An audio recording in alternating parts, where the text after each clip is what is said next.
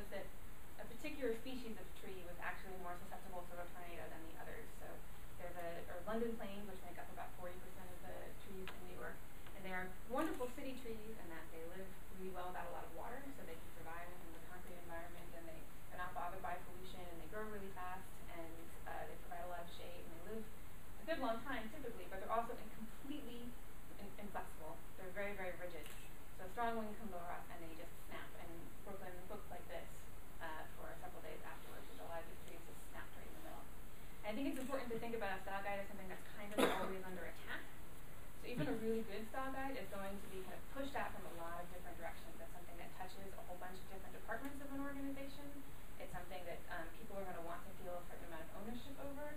If personnel changes, someone new comes in, they're going to want to impart their own kind of perspective on that style guide. If the brand strategy changes, if the product strategy changes, there are a lot of ways in which a style guide is going to be pushed on and needs to be able to adapt instead of snapping right in the middle. And there are a few strategies that you can use to kind of ensure that it is flexible. One, I think it's really important that the style guide be tailored to the organization's needs. And a couple of ways that entails. One is in regard to workflow. So you want a style guide that is going to fit into the process that exists for the content creators who are actually working. And we're going to talk a little bit later about how style guides can lead to other kinds of content strategy. So it could be that in producing a style guide, you get to have an effect on the workflow, maybe improve it, maybe the workflow itself is part of the problem. But whether you're changing the workflow or not, or you're just kind of dropping a style guide into an existing workflow, it needs to fit. And that means that the tools that it communicates with, the places that it exists, which we're going to talk about a little bit later, the people who are involved at different steps of it, and the procedures in place, like it has to kind of work.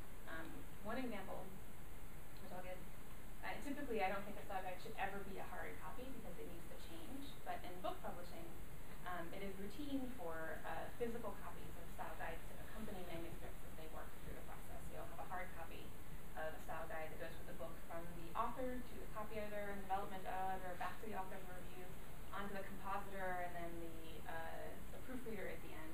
I've even seen them where they had initials, and everyone who got it had to check off that they had reviewed it along the way. Right, so this sounds really crazy. You would never make a style guide like this for a startup that was working virtually. It would not work. But it actually works really, really well in a publishing environment. So look at the environment, look at the workflows that are happening, and think about what's going to work with those people, even if it's the kind of thing that would never work anywhere else. It doesn't matter. What matters is that it works there. The other thing I think that's really important to consider, and we touched on this a little bit already, but I want to talk about it a little bit more, is that a style guide is looking for things that are consistent but not uniform. Now, that's a totally subjective difference. I'm not going to pretend that there's some measurement that you can make to decide that this one's consistent and this one's uniform, but I think it's important to keep in mind that consistency aids the reader. It allows you to kind of move from channel to channel or from product to product and understand the content that you're getting without having to relearn something. It makes reading pleasant when there aren't things that kind of you can stumble over that are unusual along the way. Uniformity, on the other hand, is kind of dead on arrival. Content that is uniform is dull. No one wants to write it. Even fewer people want to read it. And so you want a style guide that has a little bit of breathing room. And that's going to vary depending on the organization and the goals of that particular style guide. But if it's just completely jam-packed with detail, it's going to be the kind of thing that's too hard for anyone to kind of live in that space. So when I think about providing guidelines that give everyone who's reading content, everyone who's reading it, an opportunity for some variability and for some interest, or otherwise the content that comes out of this process is going to be really boring.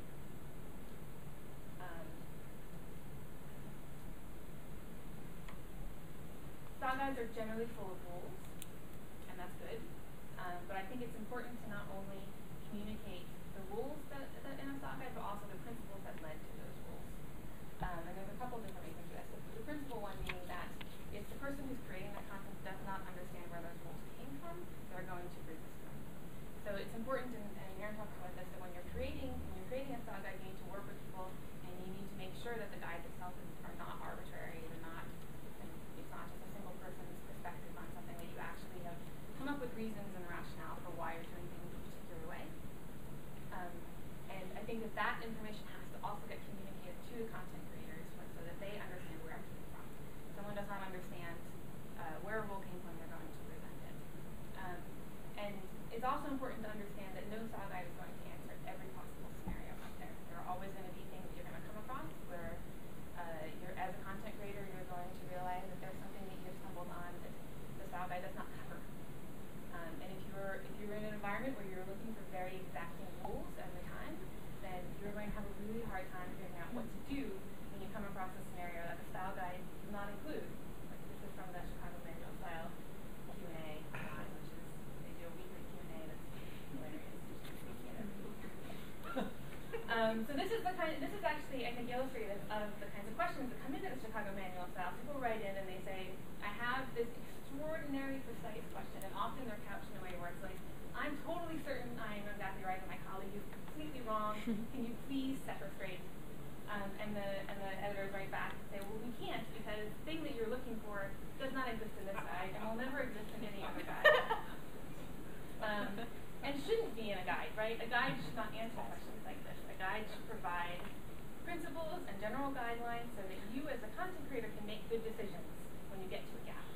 So if you come across something, there's no rule for it, if you understand the principles for all of the other rules, you can spontaneously come up with the right decision in that situation.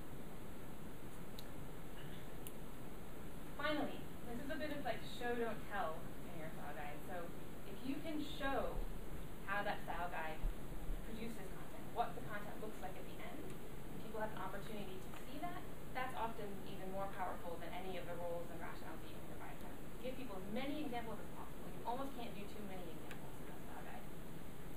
And you want to give examples of not only that are real examples, like for actual products or actual content that they would use on their website or other channels, but across every possible channel. So in the packaging, on the brochure, on the website, on Twitter, on Facebook, in the executive blog. Every possible channel where content is going to be produced, you want to provide examples so that they have